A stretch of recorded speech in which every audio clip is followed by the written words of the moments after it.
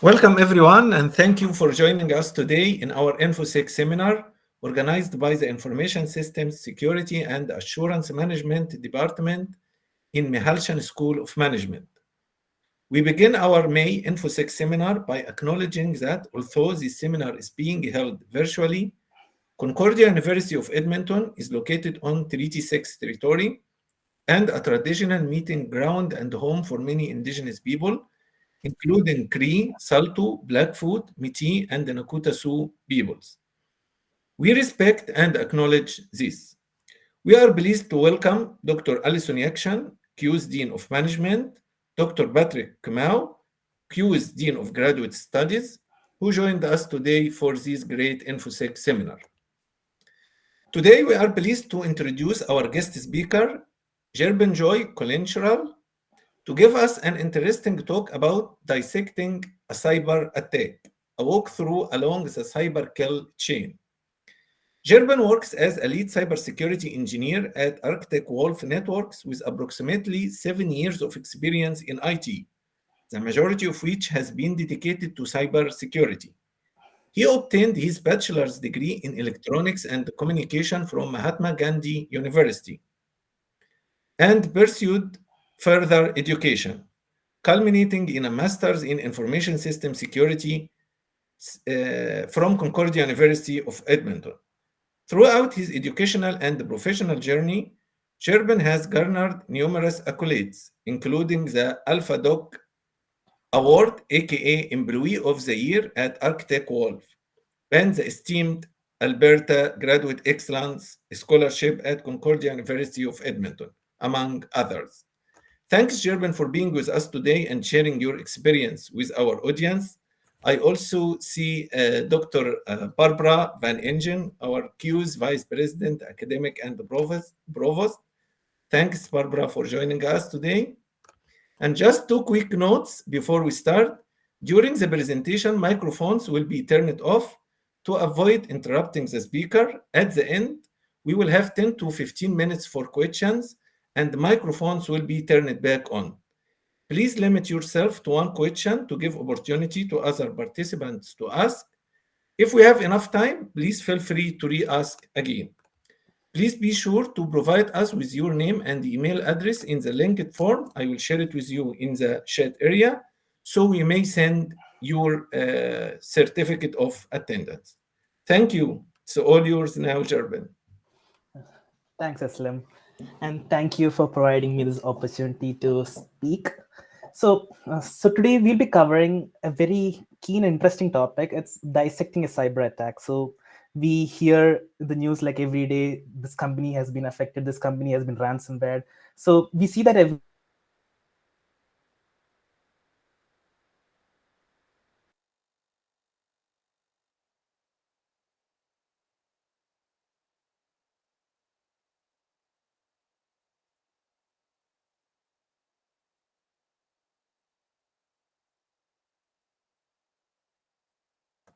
Sorry, Jerbin, can you please unmute yourself?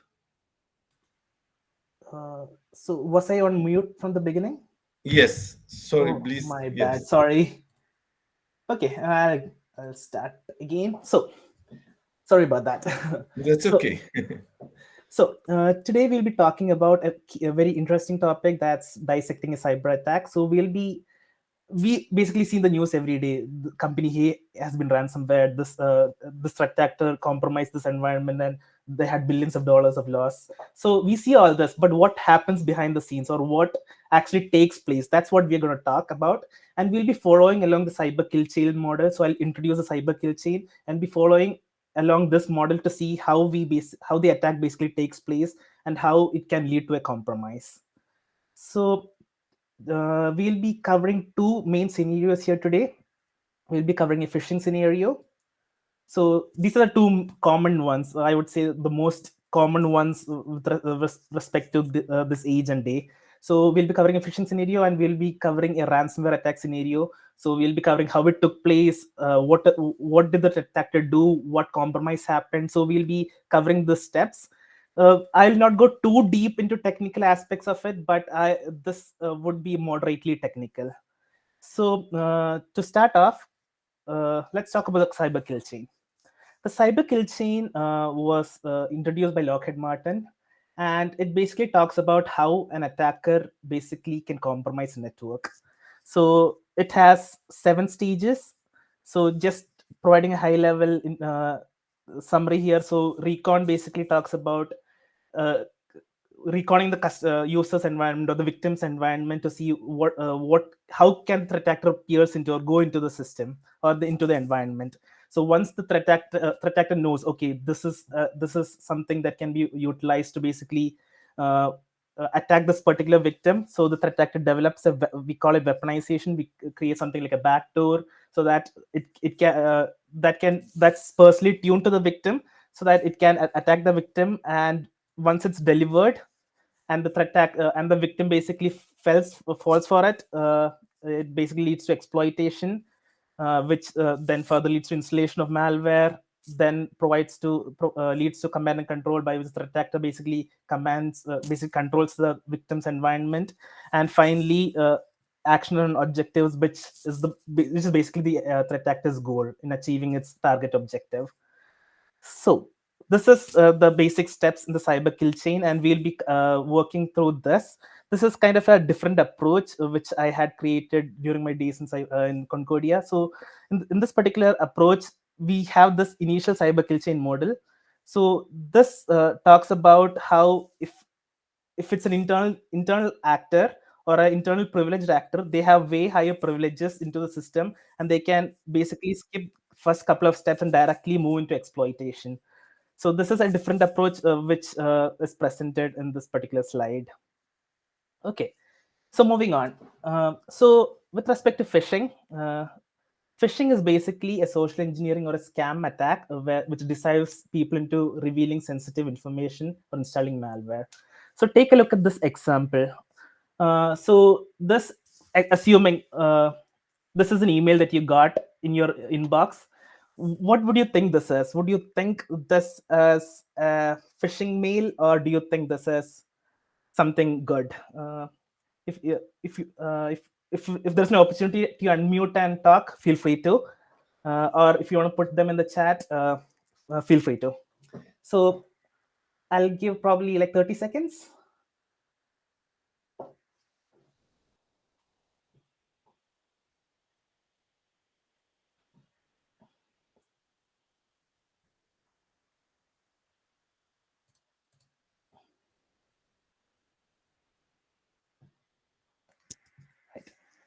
Right. Anyway, let's move. Okay, so I will try to answer on behalf of a normal user. Oh, it looks okay. It looks good to me. Okay. All right. Let's move ahead. So let's take a look at this. We'll begin my notation scheme. So here, the mail is coming from. Sorry. Let me just. Yeah. So the mail is basically coming from, this is a Microsoft alert, and it's coming from security-acc@microsoft.com. That definitely is not technically Microsoft, and that's the first red flag here. And this is slightly blurry. Probably you won't recognize this in this particular image. But another main factor is these hyperlinks. So where do these hyperlinks redirect you to? So once I click on something like this, it redirects me to this particular page, which is again definitely not Microsoft. And again, there are many other red flags. Well, probably this can be solved by the threat actor, but definitely this is not Microsoft, and this is not a Microsoft domain.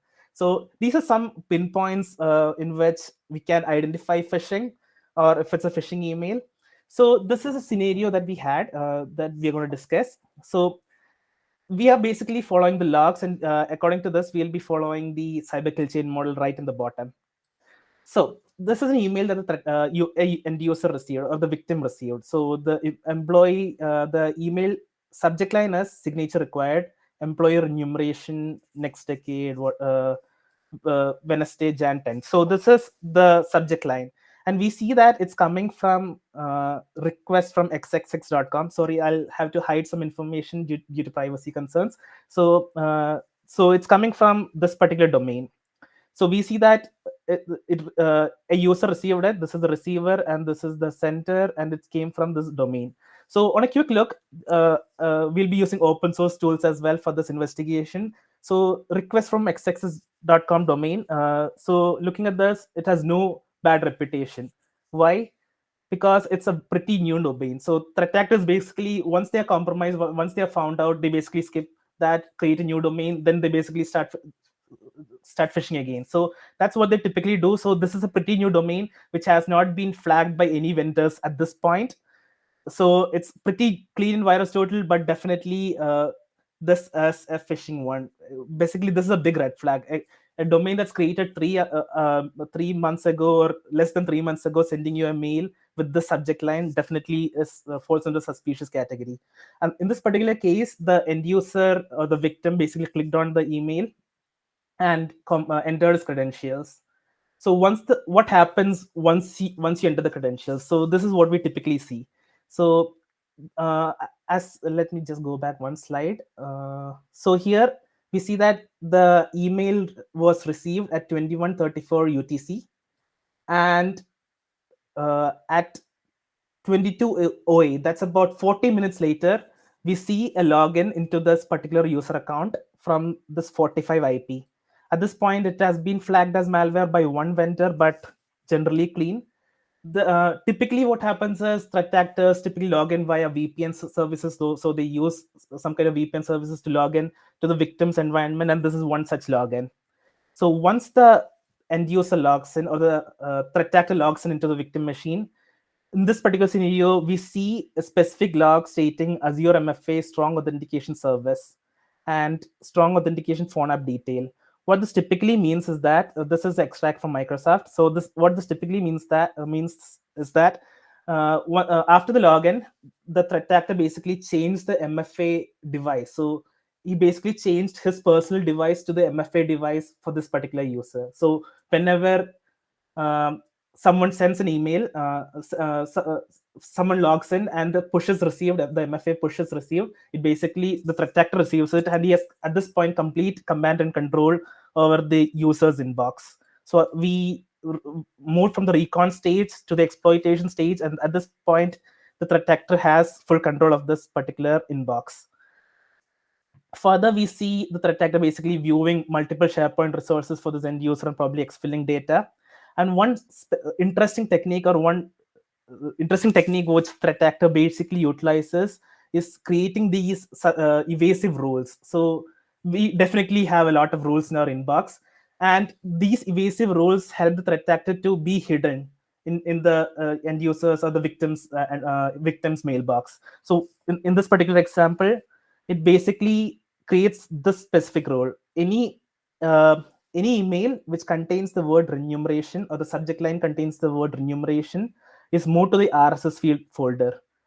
And once this rule is created, the threat actor can send like millions of emails out from this user's inbox, and all the emails are basically moved into the RSS feed folder, and it will take sometimes days or months for the victim to actually realize, okay, I have been hacked, or I've been attacked. So this is one interesting scenario, and this can also be used to exfiltrate data. So anything with the specific subject line can technically be moved to like the RSS feed folder, and it can be sent out from the user's mailbox. And at this point, the threat actor has achieved his action on objective as we move to the kill chain model by basically exfilling data or creating rules. And like a pyramid scheme, it basically, once this user account is compromised, this user account can be used to send probably 100 emails. And because it's sent from a technically from a good email address or not a malicious email address, the chances of other users getting compromised are much more. So this in this way, the threat actor basically achieved his objective. So just to summarize the scenario, we see initially the threat actor developed a spear phishing email luring victims. Once it was sent, then it was sent to the end user, which the victim clicked on. Once it was clicked, we move into the exploitation stage where the victim enters his or her credentials onto it, and then the threat actor logs into the victim's mailbox. And once they log in, we see they map the MFA credentials to a different device. And at this point, they had complete control. Further, further which they actually access multiple SharePoint resources and created evasive rules to spread the attack or exfil data. So this is this one scenario which we had, which a phishing scenario that is demonstrated here. So what can we do to basically stop this or remediate such scenarios? The initial remediation should technically would be to role user credentials, and this is technically important. Resetting all active sessions. Just rolling credentials or resetting credentials won't technically help, because the threat actor would still be logged in into the system and they can continue the compromise from there on. So the first or main important action would be to reset credentials and roll all active sessions so that the threat actor is also logged out of the inbox. And once that's done, they can they should probably validate if there are other users who received this particular email, and if they received it, they probably should check if the end user clicked on it or drop the email from the or basically delete the email from the inboxes. There are some additional remediation actions that we can implement on a high level. So that would be like implementing proper policies in which, such as acceptable rule policies or security policies in which these are reduced, scenarios like these are reduced, leveraging anti-phishing tools such as Proofpoint or Mimecast. So basically it acts as a layer of defense. So even if it acts a layer of defense by which the threat actor won't be able to basically reach the victim by sending these phishing emails. It would be blocked by these technologies right before it reaches the victim. So this is one such tool that can be implemented. And the other solution would be to definitely implement multi-factor authentication, if not done, and other additional conditional access policies as well, which can be implemented, like adding the device to the Azure AD or a compliant user. And the final one, definitely having strong security awareness programs so that the users are actually trained not to click on things like this, and decrease the chances of the environment of the account getting compromised. So this is one scenario that I had.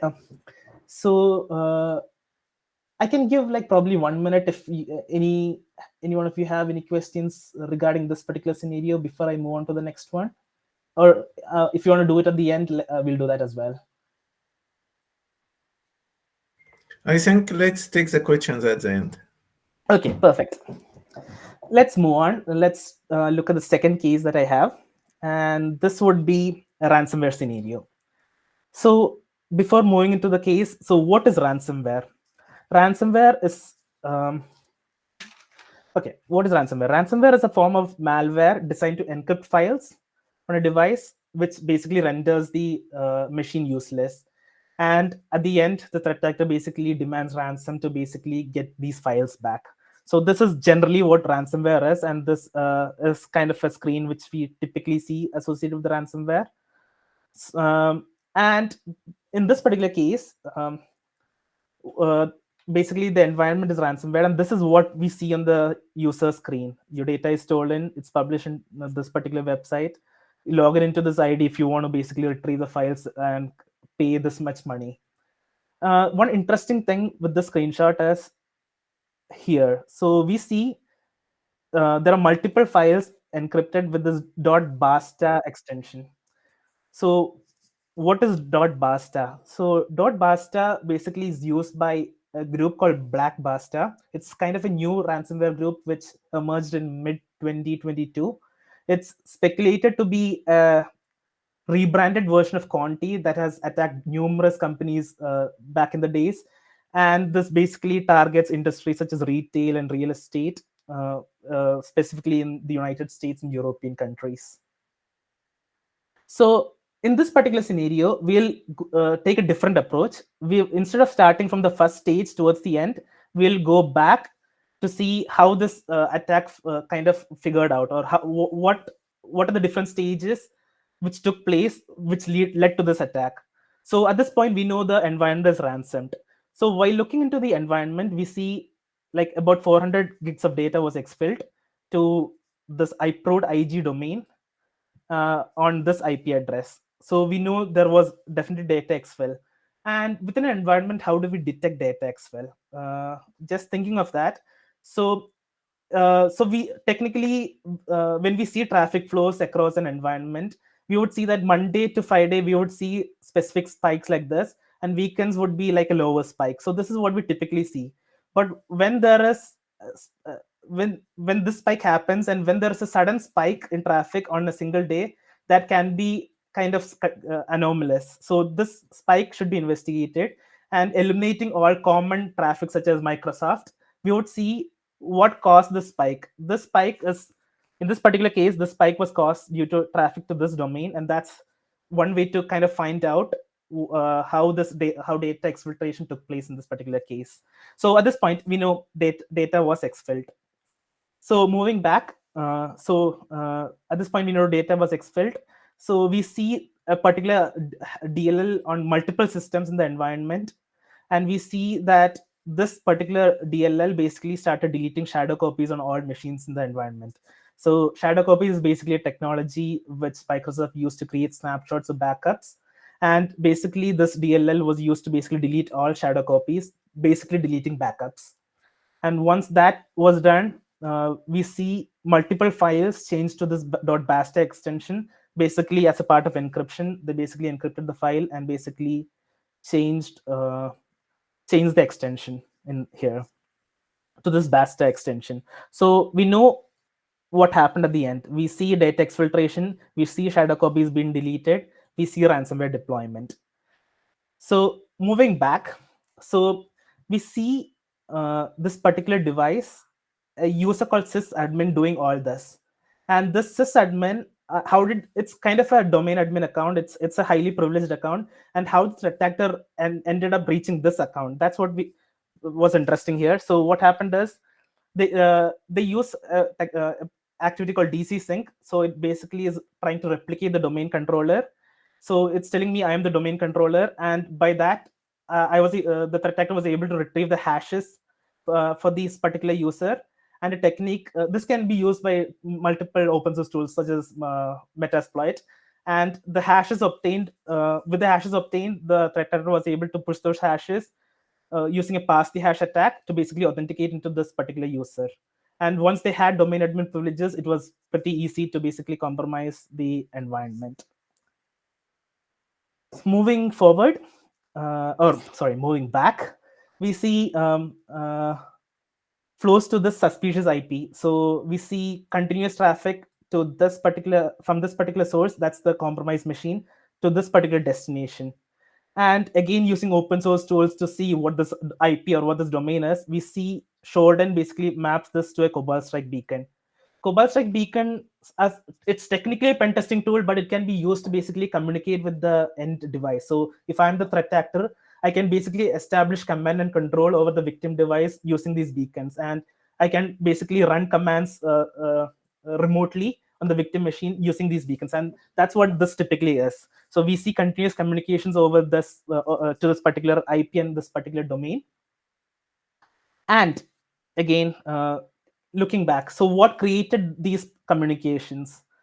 So while looking back, we see a weird PowerShell script. So typically, when we see a weird PowerShell script like this, this is, as we see, base64 encoded, and we see an XOR value here of 35. So tools like CyberChef, it's again completely open source.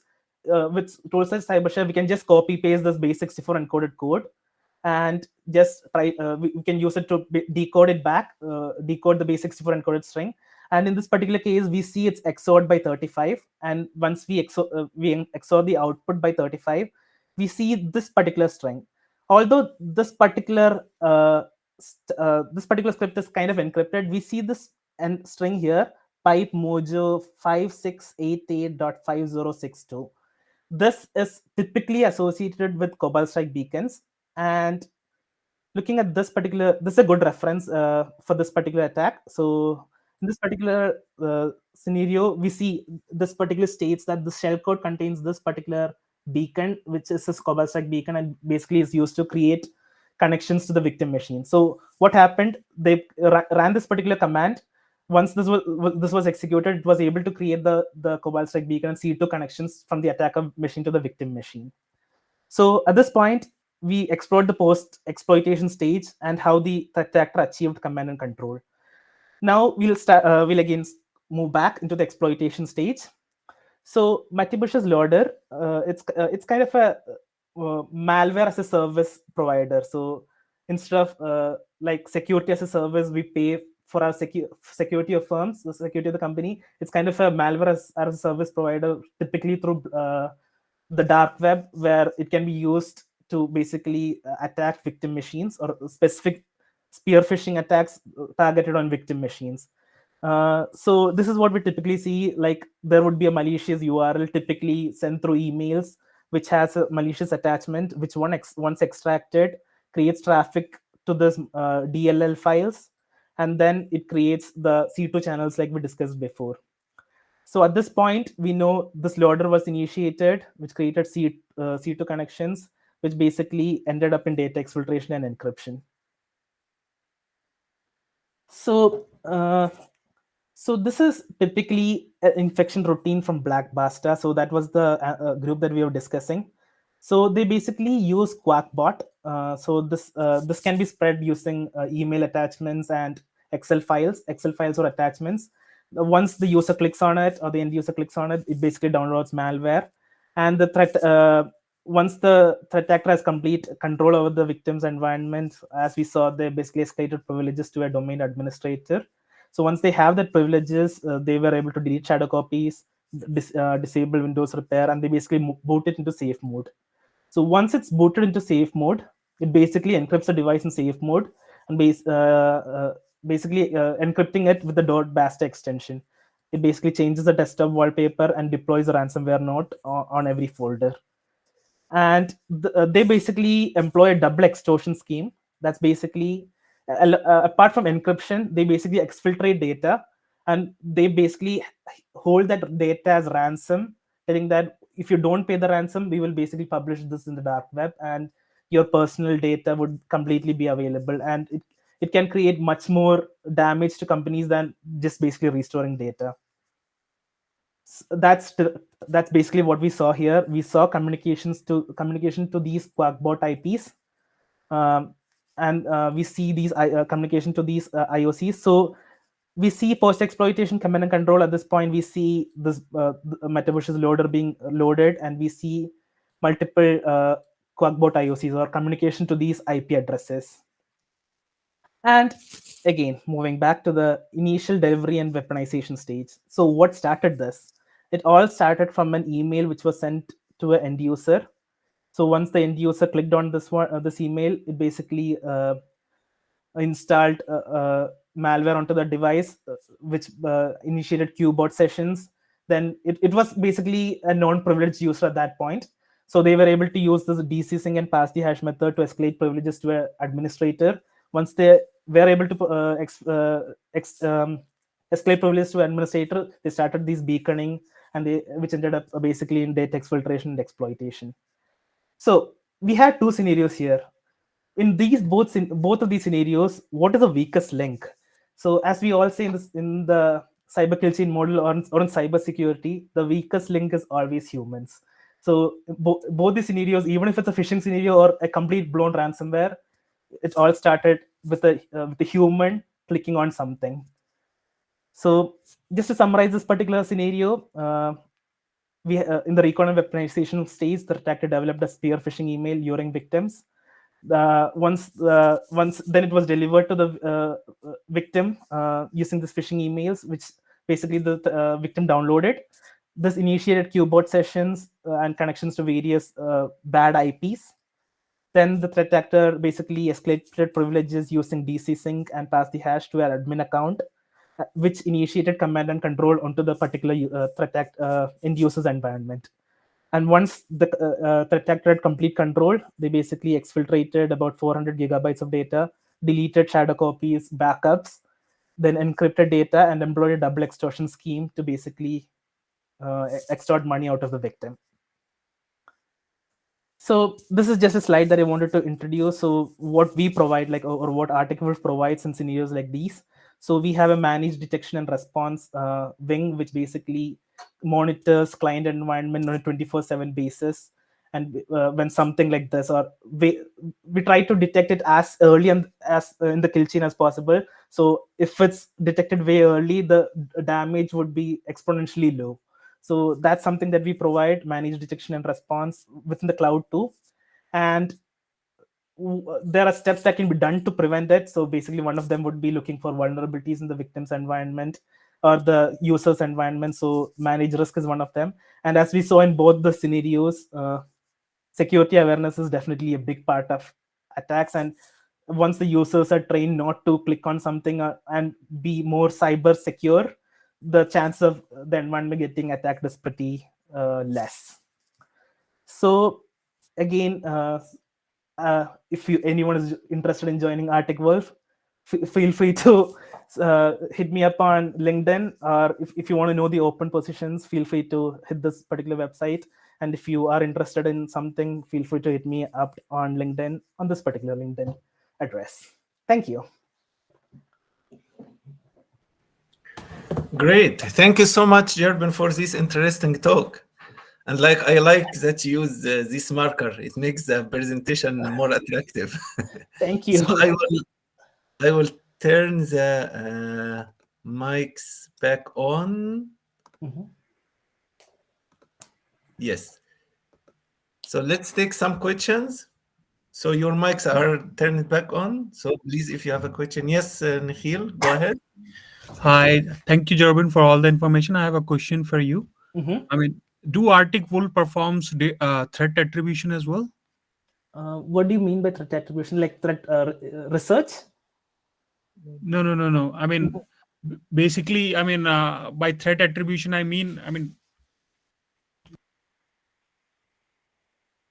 Sorry, you're muted.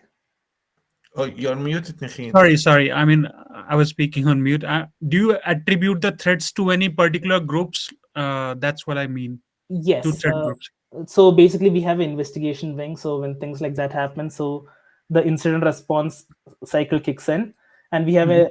a complete incident response wing who basically investigates scenarios like these back to the start point. And even if in some certain cases, if negotiations are required with the threat actor, that also is being conducted by this particular wing. So to answer your question, yes. Okay, thank you. Great, thank you. Any more questions?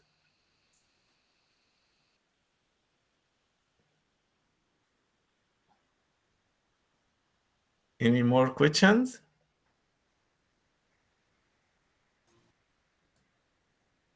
I'll ask a question, Nathan.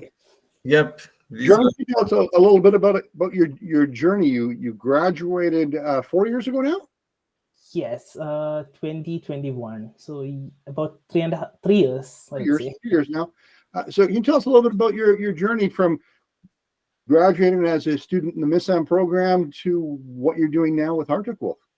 Absolutely, happy to share that. So once I graduated, I basically worked as a graduate teaching assistant 3 months late for the university as well for a couple more months, and then I started looking for jobs, and I'm pretty interested in the research kind of things, or like deep diving into security investigations, something like what we saw here. And Concordia definitely helped me, basically learning the core basics as well as advanced cybersecurity. It helped me gain cybersecurity knowledge, and that was definitely helpful in my journey or my job journey. So I basically, it took me like 1 month or 1.5 month. I joined as a level 3 engineer at cyber Arctic Wolf, and within a year I was able to promote myself as a lead security engineer. And yeah, the journey in Arctic Wolf has been exciting, and definitely the culture is pretty good. Like if we need something, definitely again it's similar with Concordia. So if we need something, if we need some help, we are confused on something, just ping someone. They would definitely jump in to help, and that kind of collaborative mentality helps a lot. And I would say cybersecurity is always not an easy job. It's there is stress. If, for example, if you cause a cyber attack to a hospital, like if you could have stopped it and you did not stop it, that definitely falls on you. Even if no one tells you, that thought process would always be in your head.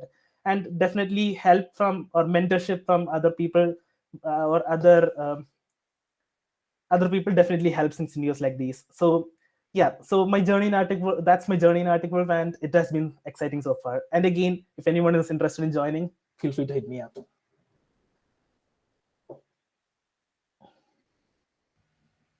Great, thank you. Any more questions? Hello. Hello. Yes, Tito, go ahead. Yeah, thank you, sir. Thank you for sending me the link. It's really interesting subject. Though I'm not from the security management, I'm from MISSM. I'm a Okay. graduate student in the first year. So my question is to Jerbin. Like I heard that the new malware, like the Excel attachment, right? You were talking about. So can you please go back to that slides? This one? Yeah. Okay. This Excel. So let's say this type of malware is attached with the email attachment. So what are you talking about, the Excel file? So is that the extension with the .excel or XML, or only just a symbol of Excel file? Okay, good question. So for that, the perfect slide would be this one. So Excel is just a cover up. So once we enable macros on Excel, it can run whatever they want on that particular system, given the user's privileges. So basically with that, just enabling that macros basically downloads these attachments from alternate sources, and then it basically entails and like C2 connections to bad IPs. So to answer your question, this Excel would be a cover up to download malicious files like JavaScript files, and which basically JavaScript files or DLL files, which basically is run to basically contact the threat actor and to establish command and control. So if I got the point that the attachment will be a Excel file, and where the link connected to that sources, like when the user click on the Excel file, the link will active. Yes, when the user clicks, in this particular case, once the user clicks on the link and enables macros, that's when it starts the chain reaction. Oh. So what is the mitigation policy to get rid of this type of attack? Again, there are the EDR solutions can probably catch it. If it's something new, probably it might not. But EDR solutions like CrowdStrike or any antivirus solutions, if it's a pretty old malware which basically starts this, they can catch it. Or there can be like phishing solutions in place like Mimecast or Proofpoint, where it basically stops the delivery of these emails or to the victim. So once, if I'm the threat actor, I try sending these emails to you, the solution like Proofpoint or Primecast, it would basically stop the email and flag it as phishing or malware, and the end user will not even get this particular email. So it basically, it's like a cheese model, right? There needs to be multiple solutions in place to basically enhance cybersecurity. So if basically if it got through the first layer, if, the email protection layer, it got through, the second layer would be what the end user would do. So if security awareness trainings and other policies are in place, then user might not click it. But again, if it passes through that layer, the user clicks on it, the next stage would be what antivirus solutions or EDR solutions can do. Can they flag on it? Or anywhere in the skill chain, like anywhere from the exploitation stage to the post-exploitation stage, can the EDR solution actually flag on it? And one other way of using this, apart from EDR solutions, is something like managed detection and response. That's something like what Arctic Wolf provides. So what managed detection and response provides, it basically looks into the client environment 24/7. And if something like this happens, we basically have we basically inform the customer and basically helps them to mitigate this attack. Unfortunately, I'm not able to deep dive, or I'm not able to tell. It's okay, no problem. It's okay, no problem. In addition to this, actually, I have another question related with this. Like, in a LAN, local area network, any user got the affected, like the victims machines, is there possibility to spread this through the LAN, like others machine? Definitely, that's pretty easy. So one thing that's common nowadays is there are multiple ways they can use RDP. I'm talking about this specific this malware. This particular malware, yes. Yeah. So in this particular case, the initial machine was not the server that got exfiltrated. The initial machine was a Windows 10 host that the user clicked the malware or downloaded it from. So once the user so it's basically in a different environment. So they were able to laterally move to the server or the file server, and it was the file server it was the file server which the attacker was able to exfiltrate data from. So they were able to basically laterally move from the end user's machine to the privileged machine in the user's environment.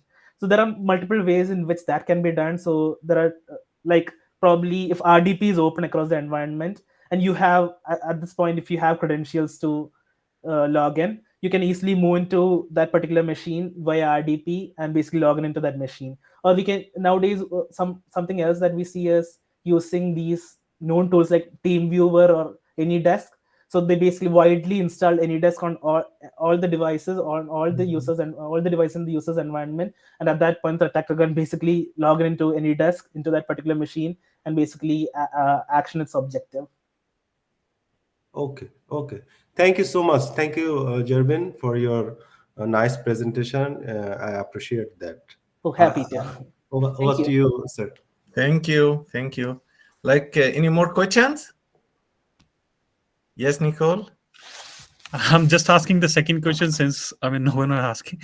So what kind of EDR products basically Jerbin, Arctic Wolf is using? Is there any specific EDR products you guys use for in your organization?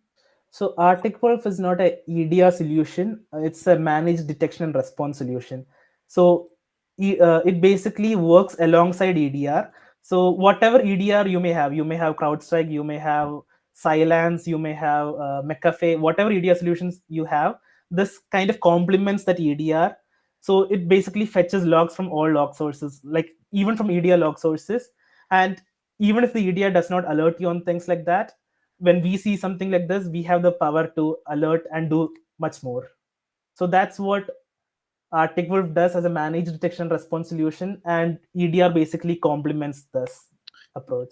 But you must be using something for fetching something for logs. Say EDR fetches some logs, but how do you, fetch those logs? So we basically have an integration with multiple EDR solutions. So basically, they push in API logs from their particular log source. Whatever log source they may have, they push in API logs, and we integrate with kind of almost all EDR solutions, and that's how we get the logs.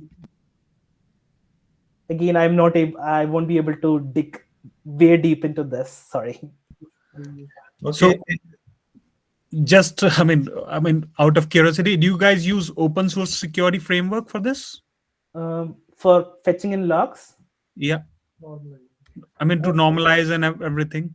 So we have our own solutions to filter down logs. Yes. It's typically not open source. Okay then. Thank you. Thank you, Nicole. So we may have one last question from Hamza from Faculty of Science. Please go ahead. Hey, just a quick question. Does Arctic Wolf also deal with cross-site scripting attacks or mitigating those type of attacks? To a limit, yes. It depends on what visibility they can provide. So we basically integrate we have our own sensors on their environment, and once they provide us logs, if the customer is providing us logs, we do have detections for that, and we do alert on that. And we do provide, so when something like this happens, we basically help them mitigate that particular risk.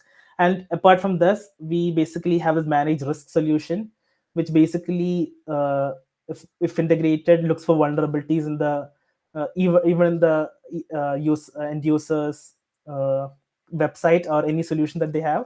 So it basically looks for vulnerabilities, and if such vulnerabilities detected, we try to kind of mitigate it even before that the environment getting attacked. Okay, thank you. Thank you. Okay, so we have one last question in the chatting area. Do these detections that were missed by EDR and the code by AW team gets updated or exchanged with EDR teams to improve their detections? I would say to a limit, yes. There are something which is proprietary to Arctic Wolf, but for example, during Log4j, that was 2 years back, that was a widespread compromise. So so when something like that happened, Arctic Wolf created an open source tool to basically see if your device is vulnerable. So anyone can just go into the Arctic Wolf website and download that particular tool and basically run in your environment, in the particular system, to see if you are affected. So we do have things like that, but technically exchange, I wouldn't say so. And again, Arctic Wolf is not an EDR solution; it's a managed detection and response solution. It basically adds on to the EDR solution which the end user has. So it's again, as in the cheese model, we have multiple layers of defense, and managed detection and responses definitely adds on to that as another layer of cheese to basically protect your environment. So we have EDR solutions. Along with that, we complement the EDR solutions by pulling in logs from EDR solutions as well as our own detections to basically protect the end user's environment. Okay, great. Thank you so much again, Jerbin, for this very interesting talk and for sharing your experience with us. Please be sure to provide us with your name and email address in this form so we may send your certificate of attendance. I reshare it again in the chat area. We hope to see you again in our next Infosec seminar on June 12, 2024 at 12 p.m. Thank you, everyone. Thank Bye. you. Bye. Thanks, Jerbin. Thanks Great a lot. talk. Thanks a lot for having me. Thank Bye. you. Thank you. Good seeing you.